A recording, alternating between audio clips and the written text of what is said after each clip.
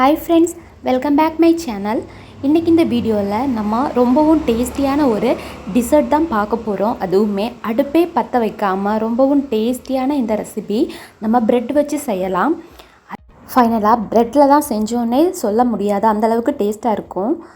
இப்போ நம்ம பிரெட்டை இந்த மாதிரி நமக்கு பிடிச்ச ஷேப்புக்கு கட் பண்ணி எடுக்கலாம். நீங்கள் எந்த அளவுக்கு குவான்டிட்டியில் பண்ணுறீங்களோ அந்த அளவுக்கு எடுத்து கட் பண்ணி எடுத்துக்கோங்க. அடுத்ததாக ஒரு பவுலில் 1/2 கப் ஐசிங் சுகர் எடுத்திருக்கேன். அது கூட 2 டேபிள் ஸ்பூன் பட்டர் சேர்த்து இதை நம்ம ஒரு தடவை நல்லா மிக்ஸ் பண்ணி விடலாம்.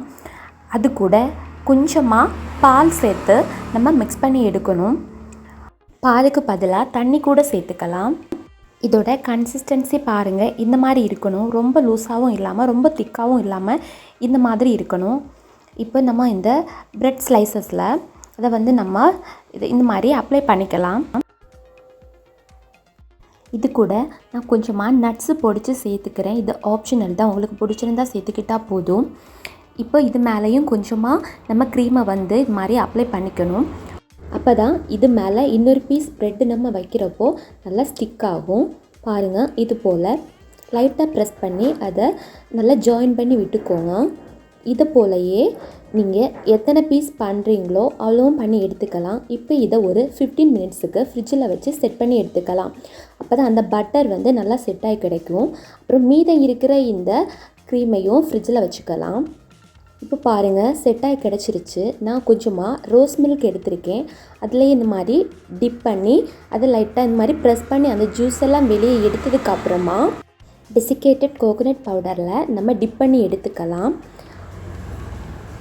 பாருங்கள், இது போலவே எல்லாமும் செஞ்சு எடுத்துக்கிட்டால் போதும். அடுத்ததாக நம்ம ஃப்ரிட்ஜில் வச்சுருந்தோம்ல பட்டர் க்ரீம், இதை ஒரு பைப்பிங் பேக்கில் எடுத்து சென்டரில் இந்த மாதிரி கொஞ்சமாக நம்ம அப்ளை பண்ணிவிட்டு அதில் பார்க்குறதுக்கு இன்னும் அழகாக இருக்கணுங்கிறதுக்காக நான் செர்ரி வச்சுக்கிறேன். நீங்கள் நட்ஸ் எது வேணும்னாலும் இந்த மாதிரி வச்சுக்கலாம். அவ்வளோதான், சூப்பராக ஒரு டிசர்ட் ரொம்ப ஈஸியாக முடிஞ்சிருச்சு. இது ப்ரெட் வச்சு தான் நம்ம செஞ்சோன்னு சாப்பிட்றப்ப தெரியவே செய்யாது. அந்த அளவுக்கு ரொம்பவும் டேஸ்ட்டாக, ப்ரெட்டோட டேஸ்ட்டே இல்லாமல் ரொம்ப ஸ்வீட்டாக இருக்கும். கண்டிப்பாக இதை ட்ரை பண்ணி பாருங்கள்.